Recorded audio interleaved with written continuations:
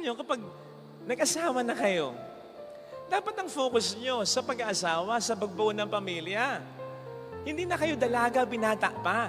Yung mga ginagawa nyo dati na dalaga at binata kayo, hindi nyo dapat ginagawa pa. Kung ginagawa man, kunti na lang.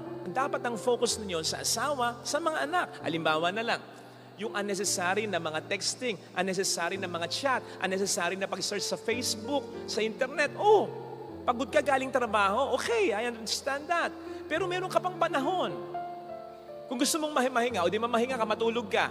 Para pagising mo, may panahon ka sa asawa mo, may panahon ka para sa anak mo, kahit sandali lang. Eh yung sinasabi mong pahinga, mag-scroll down ka pa, di ba? Hook ka. Yung attention mo, yung energy mo. Nakaka-stress pa mga balita ngayon. Hindi pa nakatutulong most of the time yung laman ng mga Facebook at social media ngayon. Na-drain ka na physically, psychologically, even emotionally, hindi ka pa nakapaglaan ng panahon sa anak mo, sa asawa mo.